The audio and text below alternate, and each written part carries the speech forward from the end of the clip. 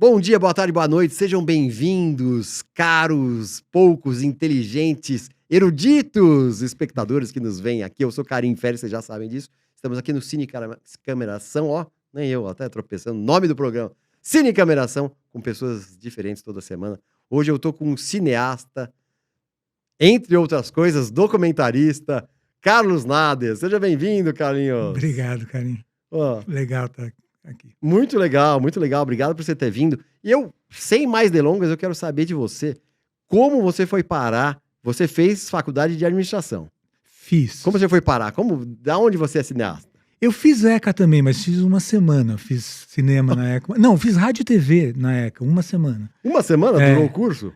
Aí eu fui viajar, eu entrei. A faculdade naquela época, hoje é diferente. Às vezes eu dou aula ou palestra lá, e é bem diferente. É uma faculdade Mais ótima, prática. Organizada, bem legal. Mas em 86, quando eu entrei, eu comecei fazendo administração pública na GV, fiz FE na economia na USP à noite. Junto com a GV? Junto com a GV. Aí, no final, eu fui para... Prestei, né?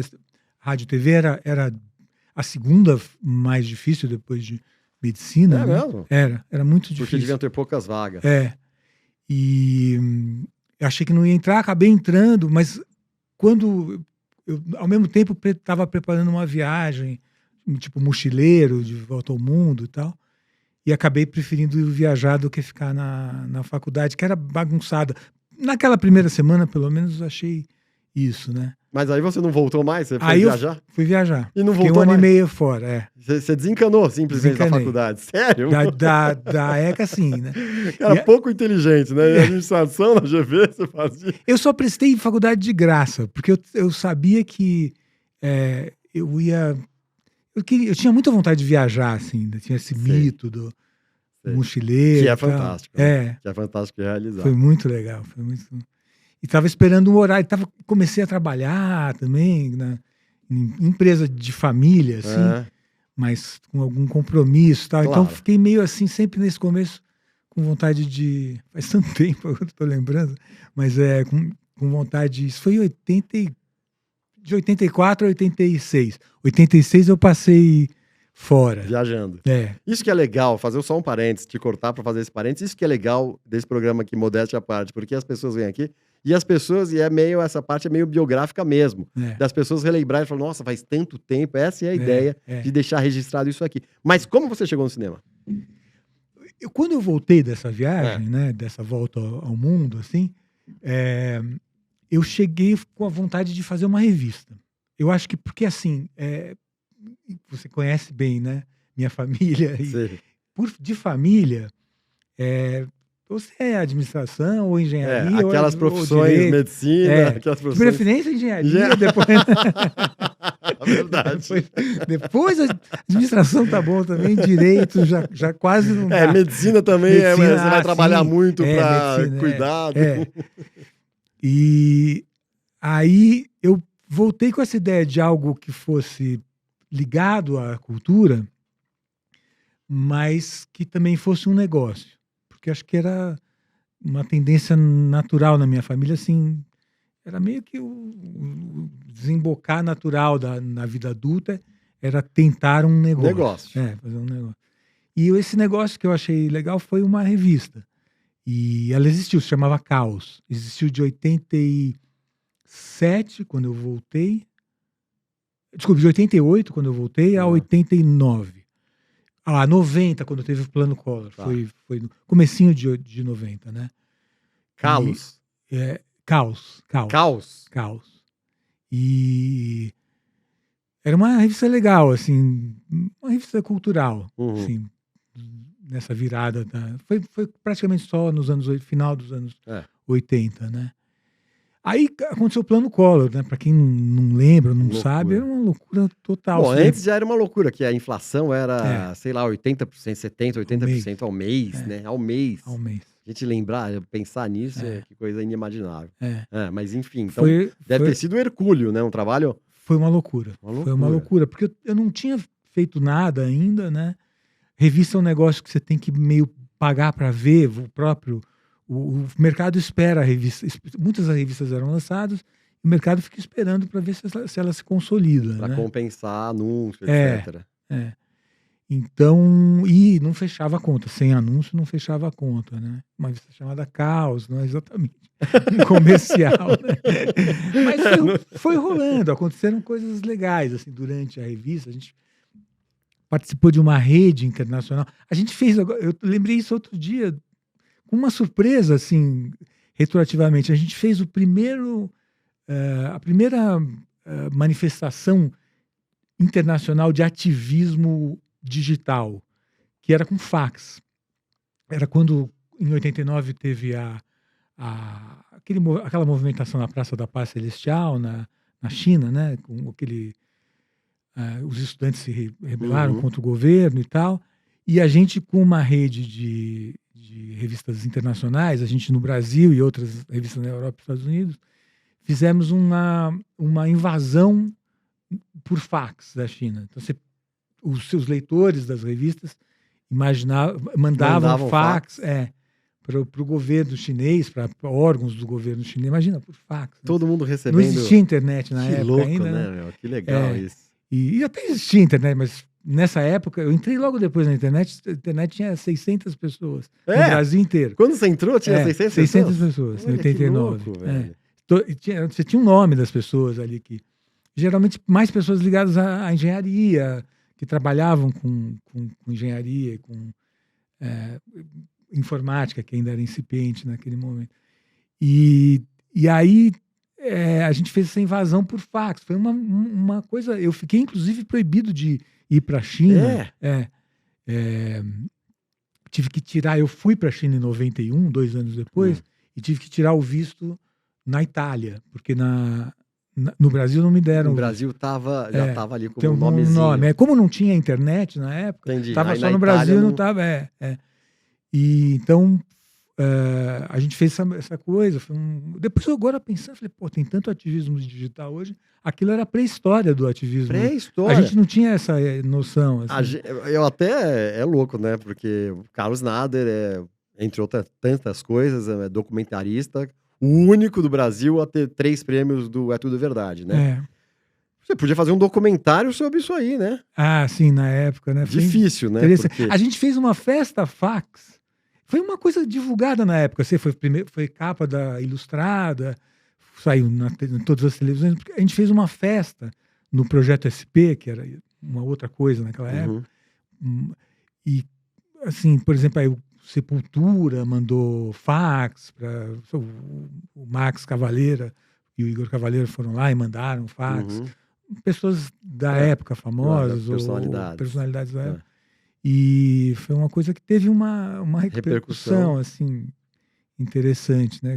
De repente começou a chegar fax lá na China, nos escritórios do governo, né? A gente publicou a lista dos telefones e tal. E a festa? Tava falando aqui, teve uma festa. A festa foi isso, era uma festa onde as pessoas iam para mandar os aparelhos de fax. Teve show do Sepultura, né? Que legal, hein? Jorge Ben, não lembro. A gente fazia, teve alguns shows e tinha uma sala com uns fax que você ia lá, mandava fax, a televisão filmava, você mandando um fax. Que legal, que louco, hein? Uma coisa bem maluca. Que legal. Assim. Bom, aí a revista durou... A revista terminou no Plano Collor. O Plano Collor, você, de repente, tinha $50, né? Eu acho que era... Não podia... 50 mil reais, 50 mil dinheiros da época, usados novos, não me lembro. E aí ferrou, né? Acabou. Né? Mas já estava no começo. Esses era pouco, nada, né? Era nada. Pouco. E aí a gente estava começando a se equilibrar. Veio isso. Mas veio esse negócio e a primeira coisa que as pessoas cortam é publicidade, anúncio, que não é uma coisa prioritária, essencial. Né? Essencial. Então, aí terminou a revista. Aí eu estava na casa de um amigo, o Rafik Farah, que é um diretor de arte, designer, e conheci um outro amigo, que ainda não era meu amigo na época, chamado Henrique Goldman. Um clima, não sei se você lembra, talvez você não tenha nem idade, né, para lembrar direito, mas um clima de depressão Do Collor? total. Lembro, foi no lembro. Collor. E pessoas, empresas quebraram, gente se tipo, matou. é, Eu lembro, é uma uma confusão loucura, né? desgraçada. E a gente lá... Zélia Cardoso de Mello, que foi que bolou Foi esse a plano. Zélia, exato, Cardoso de Mello. E a gente chegou lá e tava assim, isso e tal. E o Henrique, esse cara que tava lá nessa festa, nessa reunião, falou assim, eu tenho um projeto de documentário que é sobre judeus caboclos da Amazônia, que eram judeus que foram do Marrocos para a Amazônia na época da borracha e que deixaram descendentes lá. Eles foram para servir como homens de confiança dos ingleses na época da borracha, no apogeu da borracha, né? E aí o Henrique falou, tem esses caras, tem 30 mil judeus lá, descendentes e tal, e eu falei, pô, que legal e tal, como é que faz? Eu já queria fazer uma coisa, eu gostava de cinema, a revista foi uma espécie de, como eu falei, um atalho, assim, o possível na época, né?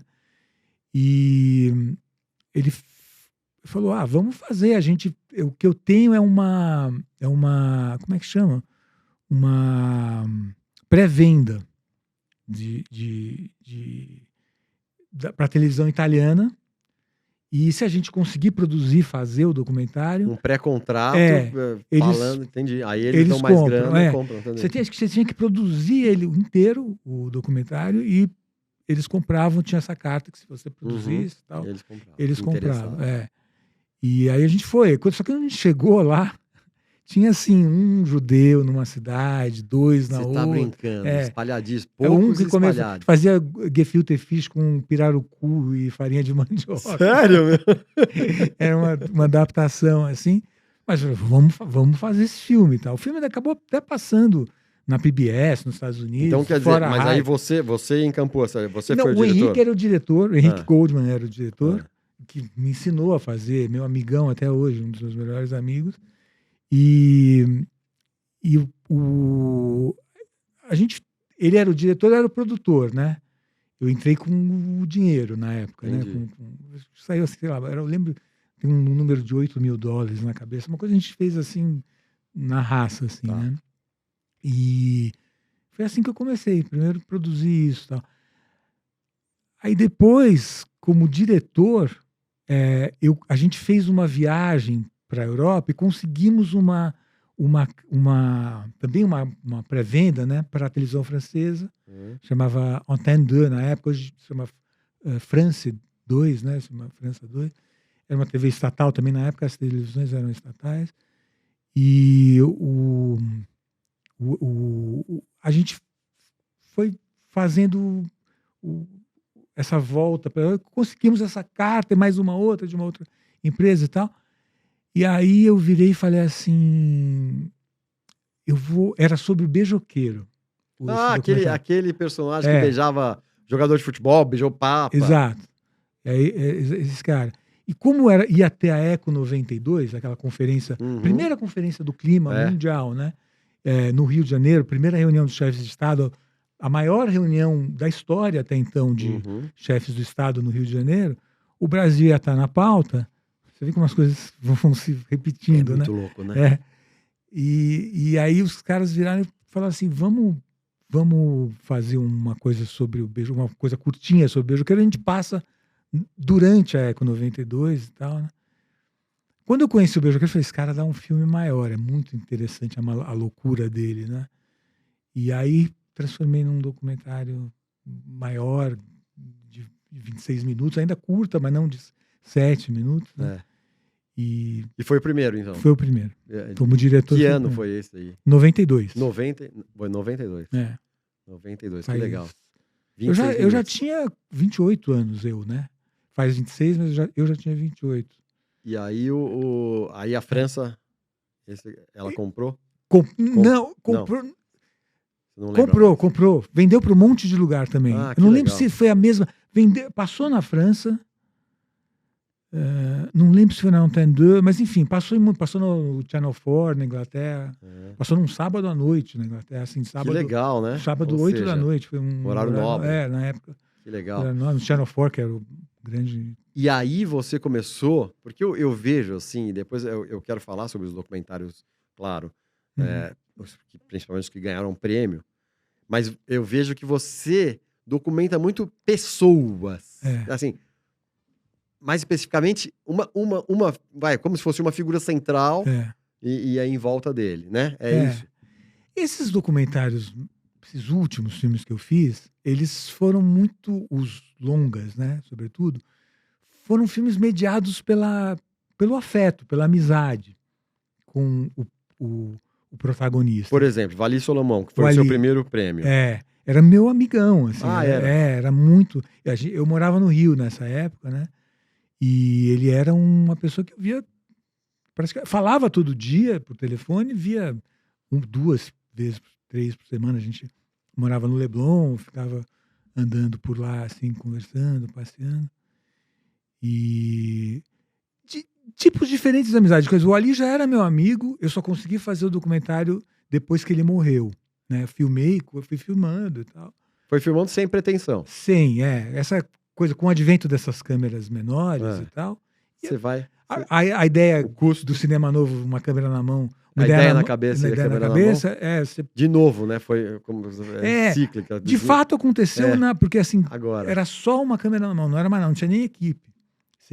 Era eu sozinho. A E captação era a outra som captação. e vídeo eu captava. Então fui fazendo o filme. Era um personagem inacreditável ali, uma pessoa inacreditável, maravilhosa, que faz uma falta imensa, assim.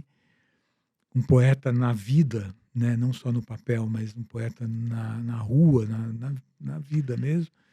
E aí os outros, ou, por exemplo, o seguinte, que foi o Nilson, que é um caminhoneiro, né? Antes do. Desculpa, posso te Claro. cortar? Porque a gente tem o trailer aí, Bruno, por favor, do primeiro filme dele. É pior. Então, vamos ver aí o trailer do Punk, Cinema Permanente. Isso é ele conversando com você? Alguns casos é ele Alguns conversando casos com são, você. misturados com outros. Por exemplo, ele na Assembleia Legislativa aqui do Estado de São Paulo. Eu Na achei, Câmara Municipal de eu São Paulo. achei, eu achei genial, porque é isso, né? Você fala, ele era um poeta na vida real. Na vida. Né? Quer dizer, a Não tinha poesia, ninguém a como ele. vida dele era. Né? A gente lembra dele, os amigos dele, lembram dele como a pessoa que mais faz falta. A presença dele era tão... Forte. Ele tinha uma coisa de transformar tudo em teatro. Então, as maiores loucuras aconteciam, assim, sabe? Ele realmente projetava a poesia Na vida. na vida. Como assim. se a vida fosse uma tela de cinema ou um palco. A própria ideia de pancinema permanente é um poema dele que ele fez depois da gente fazer um passeio pelo Rio, e em que eu falei, eu quero fazer um tipo de vídeo, eu explicando o que eu queria fazer com ele, o tipo de filme que eu queria fazer com ele. Que fosse que nem a gente andando, assim, que o vídeo fosse o rastro que a gente deixasse, as pegadas na vida. Hoje em dia é uma coisa óbvia até, mas na época, essa autoficção, nessa ideia de você transformar a tua vida num filme, de achar que a vida é um filme, é um pan-cinema permanente, Uhum. um cinema total, né? É mais evidente hoje, né? As coisas se misturam mais, né? Tela e rua, né? E a ideia foi fazer isso. Pan-cinema permanente vem daí, a expressão que é dele, né? Que é dele. Que louco, né? E hoje realmente ficou meio popularizado, porque todo mundo com possibilidades de filmar celulares e etc. Mas foi inovador, né? Na época, assim, né, teve muita gente que não considerava as coisas que eu fazia, até um pouco anteriores a essa, que já eram os curtas que eu fazia, que já tinham essa pegada. A gente nem era considerado documentário, eles não sabiam onde encaixar. Uhum. Hoje é clarissimamente um documentário. O documentário abriu, o próprio festival É Tudo Verdade teve uma importância central nisso, de abrir as fronteiras do documentário, né? De sair daquele formato mais sisudo. Quadrado. Legal. E aí a gente tem... Bom, você depois fez vários, né? O Pan foi 2008, depois Shell pra Ferro, Soberano 2. Aí você ganhou de novo com O Homem Comum, que você tava falando, que é o do caminhoneiro. É o Nilson. Ele é um cara que eu conheci também nos anos 90, né? Comecei a fazer, sei lá, eu passei 20 anos, mais de 20 anos fazendo o filme, né? Esse filme? Porque eu fiz um primeiro filme com ele em 97, ficou pronto. Era um filme que a gente chama de cinema direto. É uma corrente do documentário que acompanha um protagonista ou uma situação sem supostamente sem intervir, né? Mas claro que só de apontar a câmera você já está intervindo, né? Mas esse foi uma espécie de cinema hiper direto, como se fosse um documentário sobre uma gazela feito pela BBC, só que a gazela era um motorista, quase sem palavras, esse primeiro, né? Nos anos 94 ele ficou pronto. E ele foi muito mal recebido no começo, né? Esse de 94, porque também não sabiam onde encaixar, parecia que não era ostensivamente artístico, também na arte também tem muito preconceito, não é um lugar onde você inova facilmente também, né? Tem muito que é certo, que não é, né? A história do carimbo que a gente estava falando, né? Que as pessoas ficam meio perdidas, né? Quando não tem um carimbo. Fala, pô, mas o que eu faço com isso? Eu acho ou com disso, essa pessoa, exato, ou com esse produto artístico. Exatamente. E em muitos filmes, muitas obras supostamente inovadoras e tal, não são. Elas seguem uma cartilhazinha certa, entre aspas, daquele momento. E é um absurdo, né? A gente pensar que pessoas da arte, né? Que tinham que estar com a cabeça totalmente aberta, né? Ficam nessa... Não quer nem... O contrário, né? Ficam num quadrado. E quando chega a coisas diferentes, a tendência é repelir. E foi o que aconteceu com esse primeiro no final documentário. Da década de 80, até que o MoMA de Nova York convidou ele para uma... Você imagina, ficou pronto em 94, participou do Vídeo Brasil, teve até um prêmio, não principal, mas muito por causa da Solange Farcas, que é ainda a diretora do Festival Vídeo Brasil, né?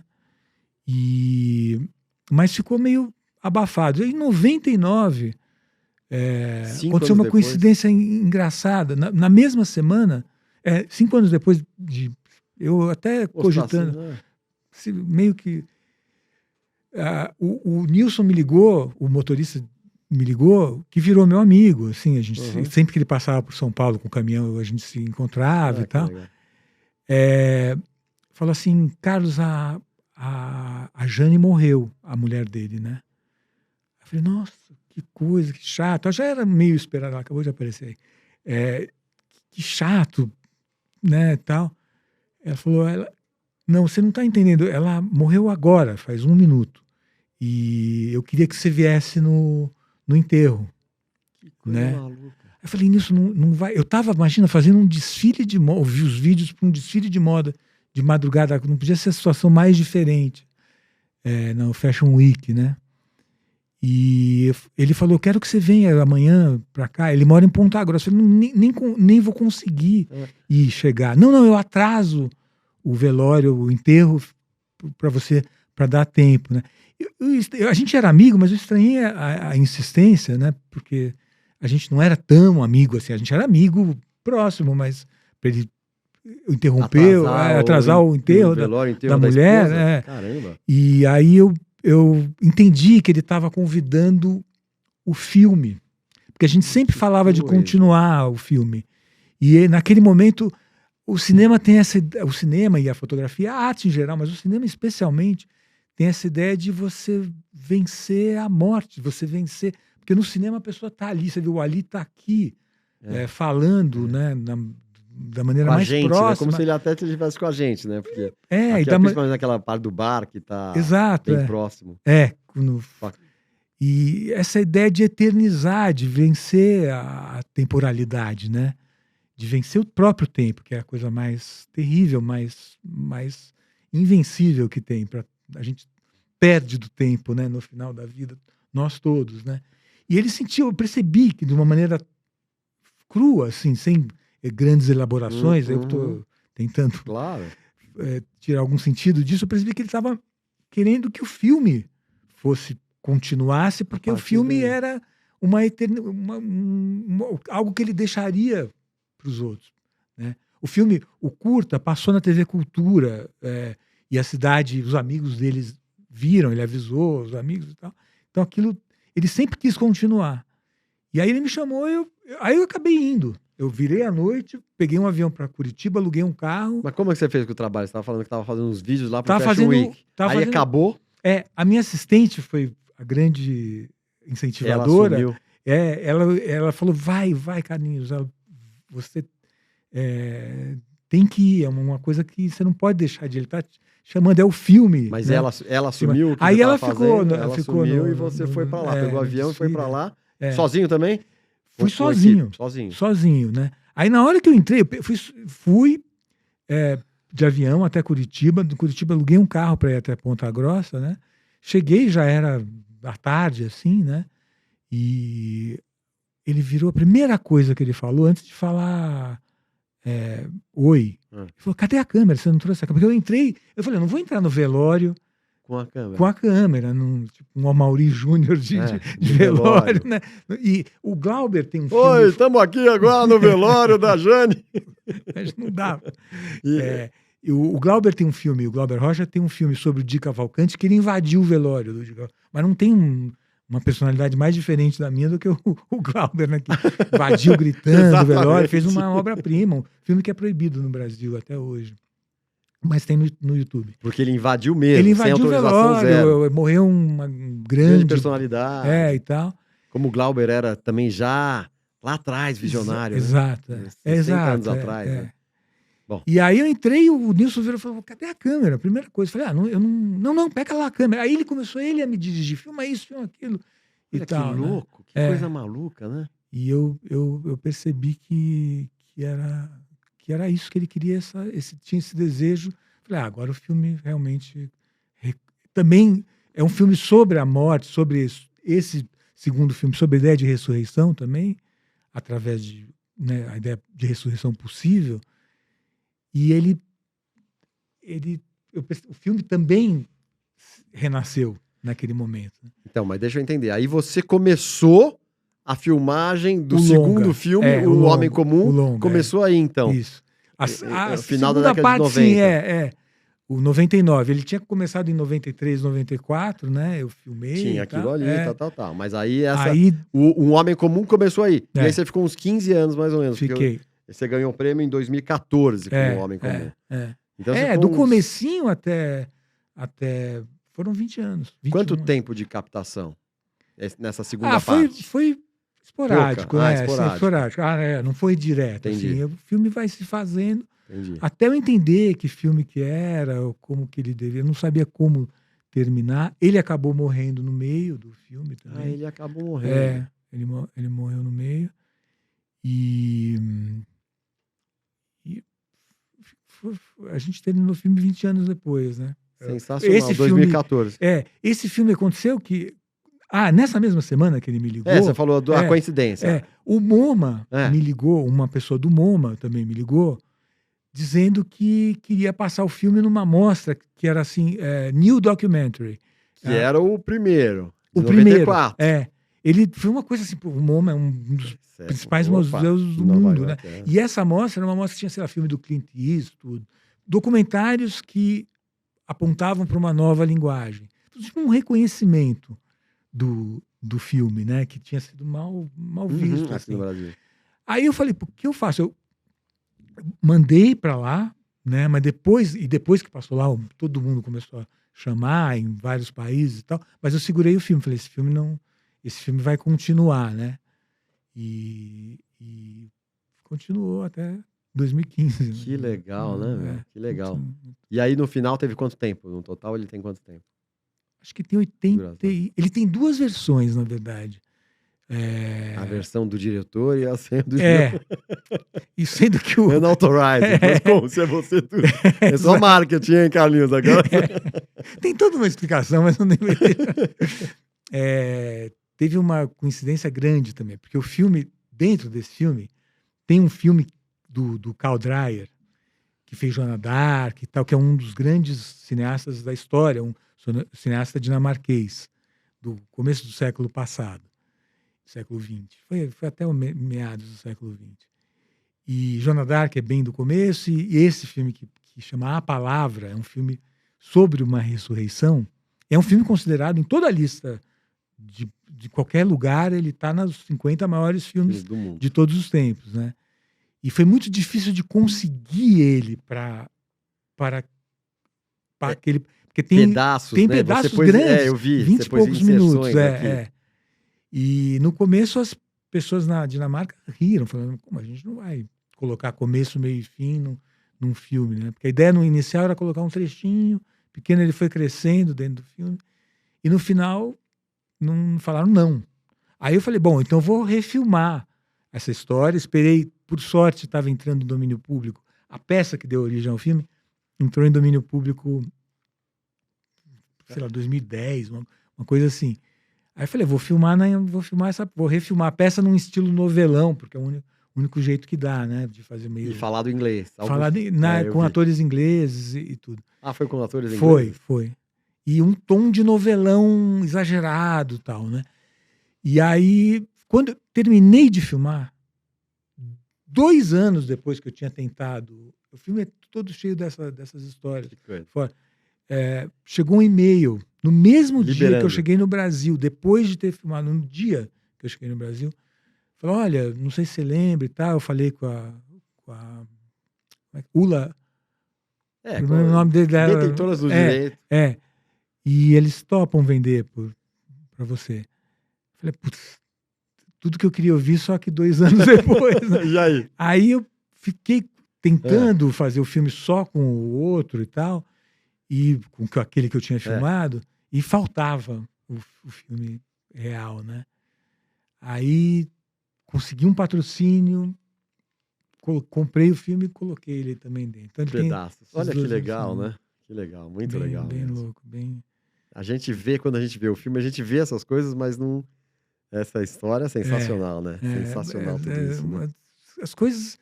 O Caetano teve uma retrospectiva dos meus filmes na Cinemateca, isso já tem uns 15 anos também, bastante tempo.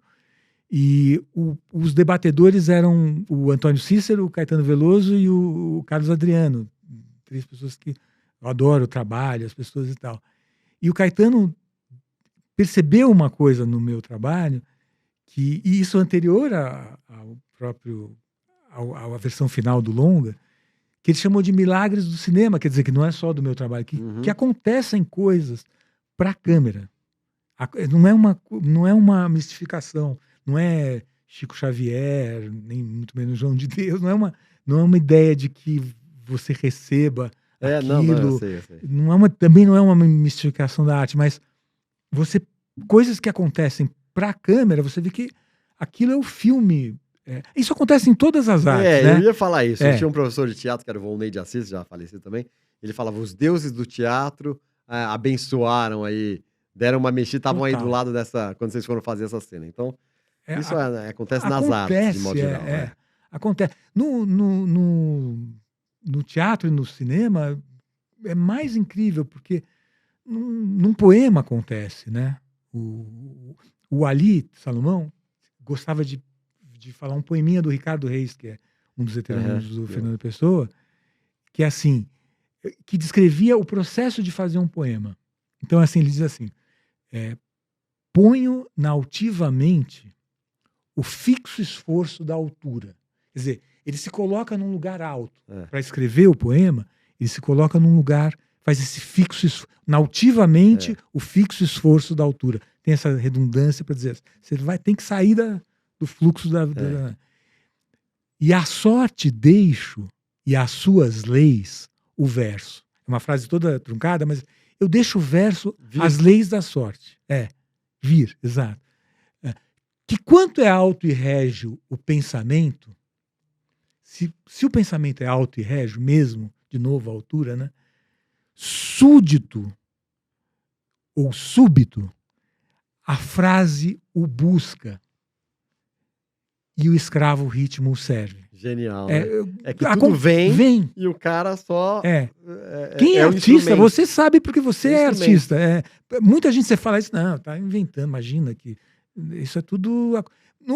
Na poesia, na literatura, você pode dizer, isso está na cabeça da pessoa, mas na vida, no cinema acontece na vida, não é assim, é uma loucura mesmo. Né? Genialmente. Por isso que estamos aqui conversando, na verdade, Carlinhos, que eu te agradeço mais uma vez. Estamos aqui conversando e é isso, né? Porque a arte, a gente precisa da arte, senão fica só a coisa do mental e escrevendo a letra F, a letra E, etc.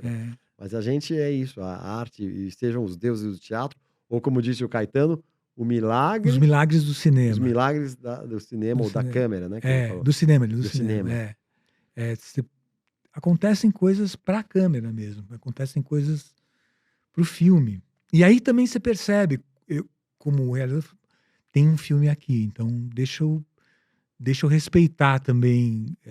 A gente às vezes tem só que criar as condições para que isso, ainda mais diretor, né? Que envolve outras autoralidades, né? Claro. O cara que fotografa, o cara que faz o som. Bom, a gente não está falando de todos os seus filmes, obviamente, tem vários, mas vamos falar do terceiro e o que pegou a trilogia do prêmio Festival Tudo é Verdade, que foi sobre o Eduardo Coutinho. Ah, não, quem ganhou foi o do Leonilson. Do Coutinho foi um filme chama A Paixão de JL, que é um filme sobre o artista plástico Leonilson. Ah, A Paixão de JL. O filme sobre Coutinho foi depois. Foi depois? Foi. Ah, foi tá. Um pouco eu achei que tinha... Bom, eu queria falar sobre os dois, então. A Paixão de JL, que foi a trilogia, foi o prêmio. Foi. E na verdade, eu sou fã também do Coutinho. Ele né? Fantástico. Demais, Como é que foi essa também? Também uma coincidência inacreditável. Porque o João Moreira Salles, que é o cara que produziu toda essa parte final, o cinema chamado cinema de conversação, com Coutinho, né? João tem um papel assim, central, porque ele realmente pegou o Coutinho, organizou a vida do Coutinho, porque sempre foi muito conturbada, que resultou na morte dele, inclusive, né? Assassinado pelo filho. Né?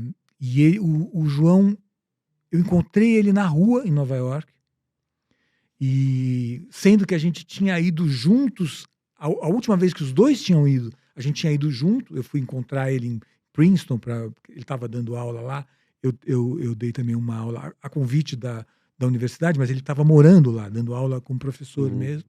Continuamente. Né? A gente, nenhum nem outro sabia que um ano depois a gente ia estar em Nova York e tal, e se encontramos na rua.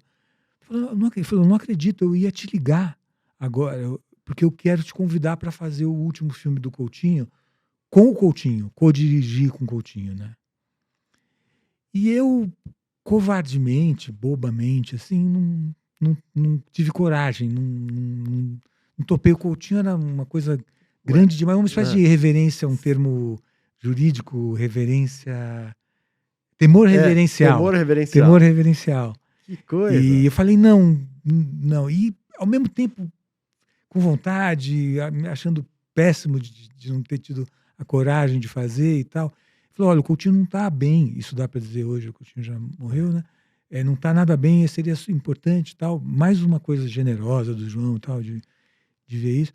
Eu falei, putz, não vou... Aí fiquei culpado com isso. Eu falei, preciso fazer alguma coisa com o Coutinho, né? Concomitantemente, o Sesc tinha me chamado para fazer alguma coisa que tivesse a ver com a terceira idade, com pessoas mais velhas. E eu falei, é isso, né? O Coutinho começou a fazer essa última fase dele do cinema com 60 anos, ele tinha 80 anos naquele momento, né? Vou fazer com ele, vou fazer um filme com o Coutinho, uma série. Propus a série lá no Sesc, combinamos também um jeito de dar dinheiro pro Coutinho, né? Também que ele estava muito mal financeiramente no final do... E vamos fazer essa série. Tá bom, vamos. Ele não queria, não sei, não, eu não quero. Né? Ele era engraçado, né? E assim, tudo tinha um lado bem reclamão e tal. Aí eu falei, não, tudo bem, a gente espera, quando você tiver... Ele falou, olha, deixa eu filmar primeiro esse filme que eu não quis fazer junto com ele, depois a gente vê. Só que chegou no final do ano, se a gente seguisse isso, a gente não teria feito nunca o filme, porque ele foi assassinado em fevereiro, né? Isso era setembro, mais ou menos, quando a gente falou, né? Chegou no final do ano, o Sesc, o próprio Danilo, diretor-geral do Sesc, pediu, olha, a gente vai fazer naquele festival que tem no Cine Sesc, dos melhores do ano, a festa de inauguração vai ser junto com o pessoal da terceira idade. Seria muito importante a gente mostrar alguma coisa do Coutinho. Eu falei, não sei se vai dar, tal. Liguei pro Coutinho, não, de jeito nenhum, o Coutinho estava julgando naquele momento os filmes do Oscar. Ele tinha entrado para a academia como jurado dos documentários. Falei, não, eu tô vendo esses filmes aqui, chatíssimos, não sei o quê. Não dá. Falei, Coutinho, por favor, a gente faz. Eles pediram 10 minutos, a gente só conversa.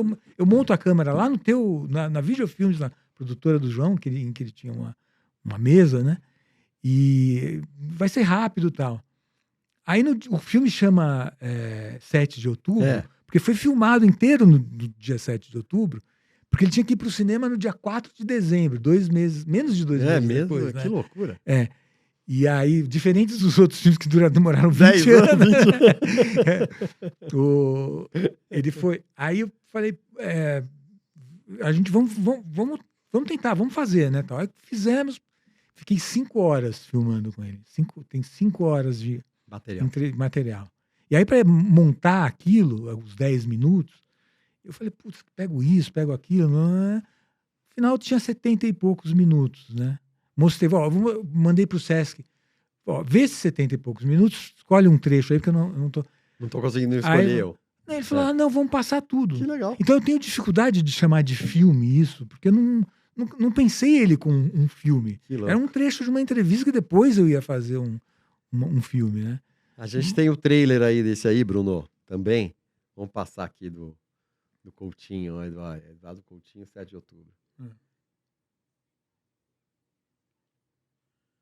Acho que é um teaser só, né? Acho que tem menos de 1 minuto. Qual era o filme que ele acabou? Qual era o filme que você ia... Na época chamava Palavra, que é o mesmo nome do filme do Dreyer que entrou no meu filme do Caminhoneiro. E depois que ele morreu, chamou Últimas Conversas. Últimas Conversas. E foi uma coisa certa por linhas tortas. Quem finalizou o filme depois que ele morreu foi o João e a Jordana, que era, além de montadora, a melhor amiga, uma das melhores amigas dele. Então foi certo no final. Genial, Carlinhos, a gente tá aqui conversando e dá pra ficar, né? A gente não para aqui de falar. Mas eu queria a gente tem que terminar, né? Em alguma hora, em algum momento. E eu queria, né, ver o quiz que eu mandei pra você sobre o Carlinhos.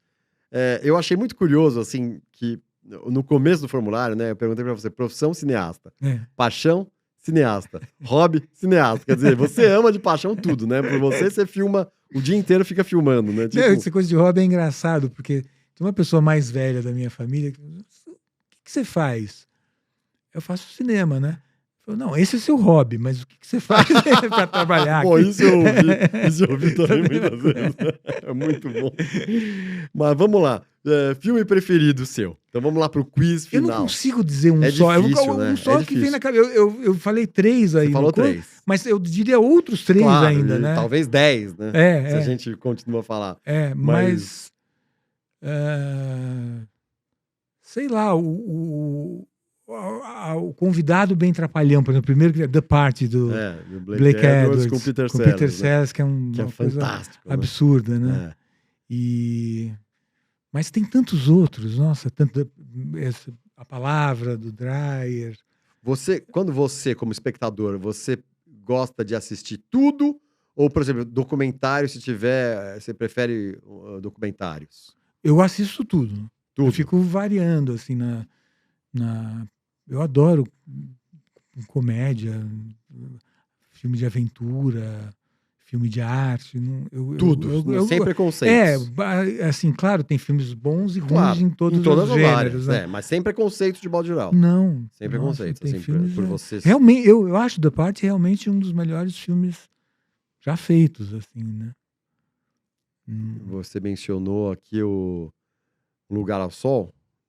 Lugar ao Sol é Lugar ao Sol. incrível esse filme, né? É um filme maravilhoso de um cara que... enfim, ele ganhou o Oscar com o George Stevens, ganhou o Oscar com o Lugar ao Sol e fez depois o Giant com o James Dean em português, Assim Caminha a Humanidade. Assim Caminha a Humanidade, exatamente. Que também talvez... Mas é um cara que foi, na época, tinha uma relevância e depois foi meio esquecido, assim. Mas o que eu gosto é que tem a coisa da complexidade no filme, sabe? Ele resgata uma coisa que acho que hoje em dia está muito sob ataque, a complexidade do mundo. De como a gente tem que aceitar com simplicidade a complexidade do mundo. Exatamente. Né? E é um filme que tem um julgamento, tem uma mistura de vários gêneros, drama de tribunal e tal, e é sobre essa complexidade que meio que se perdeu. Assim. Genial, Carlinhos. Eu queria citar até outros filmes, documentário Professor Polvo, que ganhou... Maravilhoso. Assim, recentemente também teve aquele que é Under the Sun, acho que é Under the Sun, que fala sobre a menina, basicamente aquela menina da Coreia do Norte. Sim, eu não vi, eu sei também, que existe, mas eu não vi. Fantástico, é legal. Também fantástico. Os documentários têm ganhado muita força, muita projeção. Antigamente era meio relegado, assim, né? Só os tops, assim. Simples, o cinema começou documentários, Lumière... sim, lá atrás, sim. Mas sempre teve, assim, sabe? Mas realmente menos do que agora. Agora, acho que tem uma abertura maior para isso, né? Assim, Acho que sim, como em todas as artes, né? A coisa da crítica, da pintura, enfim. Ator preferido? Putz, de todos que eu botei aí, o primeiro que me veio à cabeça é o Robert De Niro. Não, esse foi o segundo que você escreveu. O Philip Seymour Hoffman, né? Você sabe que eu adoro. Bom, claro, o De Niro é Deus, né? Então a gente para de falar porque ele é Deus. E o Philip Seymour Hoffman também eu adorava. Quer dizer, adoro. Não é porque ele morreu que a gente deixa de adorar, mas fantástico, né? Era um cara que ia realmente... Pois uma coisa abortada. E na curta, relativamente curta história de vida dele, ele fez quase tudo, né? Fez todo tipo. Comédia, filme da Marvel, Capote, Marvel, quer dizer, fez uma gama assim de personagens, FBI, funcionário do FBI, enfim. Eu sentei do lado dele uma vez em Nova York, numa lanchonete, e fiquei assim, falei, não é possível que justamente esse cara... Mas não tive coragem de falar. Que legal. Eu acho chato também, de tietar, eu acho chato porque a pessoa deve estar... Fiquei só olhando. Fantástico. Bom, atrizes preferidas... Bom, você falou também, a gente tem que falar, né? Você falou internacional e nacional. Ator.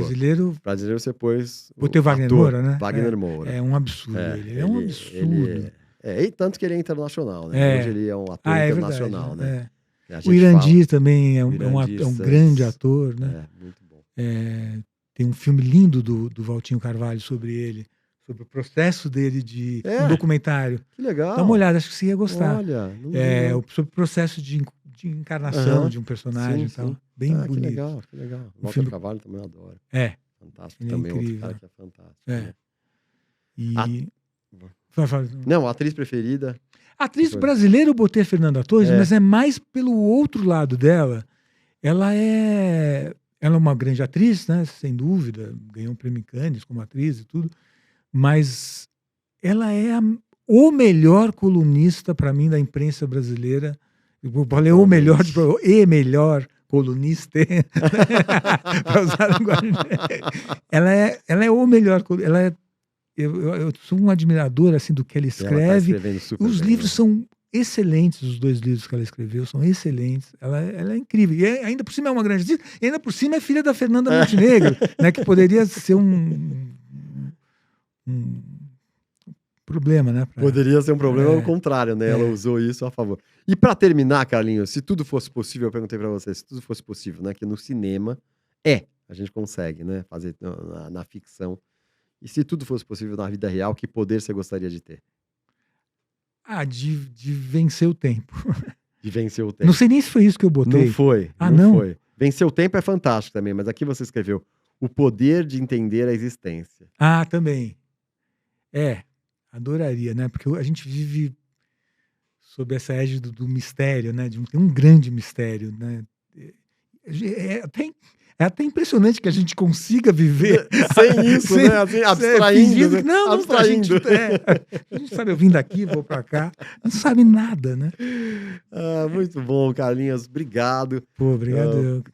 Carlos Nader, o único ganhador de 3 Prêmio Verdade no Brasil. Muito legal isso. Um trabalho maravilhoso, grande, gigante. A gente falou aqui quase 1 hora. E poderíamos ficar falando mais 2, 3, 4 horas, né, sobre arte. Obrigado. Você quer deixar algum recado, Carinho. alguma coisa que você nunca falou pra ninguém? Aí você vai falar na câmera. Tem um filme meu que é sobre isso, né? Qual? Chama Carlos Nader, o filme, né? É um filme em que eu falo assim, eu tenho um segredo que eu nunca contei pra ninguém. E tem um trabalho meu que tá na Bienal do Mercosul, em Porto Alegre, que chama Farol de Segredos. Que eu gostava dessa ideia do segredo quando eu era mais jovem. É um trabalho antigo meu, mas está na Bienal agora, lá em Porto Alegre. É um farol que transmite segredos. Você entra num site, www.faroldesegredos.com.br, e coloca anonimamente um grande segredo seu. E tem um farol em Porto Alegre, que é visto pela cidade, fica na Casa Mário Quintana, dá para ver da cidade inteira, assim, um facho de luz que transmite o segredo, só que em código Morse. Olha que legal. Então, é uma visualização do segredo. Então transmita aqui, olha, engraçado, né? Não, eu não vou transmitir. Nesse filme que eu fiz, era um curta, em 95, 6, sei lá. A Folha de São Paulo mandou uma repórter numa coisa de surdos mudos para tentar ler o que eu falo, porque aparece, na hora que eu falo o segredo, corta o som, no filme, né? E eu falo assim, e o que eu tô falando, imagina que eu vou contar o meu segredo aqui. É isso que você tá falando? E ela conseguiu ler? Ela leu que era isso, né? Imagina que eu vou contar o segredo. Olha isso, é fantástico. Então não vai ser aqui que você vai contar, né? Não tem. Obrigado, cara. Obrigado, Carlinhos. Obrigado, uma delícia a entrevista. Pessoal, Carlos Nader, como eu falei, cineasta, já fez de tudo, ganhador do Prêmio Tudo é Verdade. E se vocês gostaram, vejam aí outros programas nossos, outras entrevistas. Se você tem sugestão de pessoa que você quer ver entrevistada, o assunto que você quer ver abordado, ponham aí embaixo pra gente. E é isso aí, pessoal. O importante é isso. Bora ser feliz. Valeu, Carlinhos. Exato. Obrigado, meu. Falou, Carlinhos. Obrigado.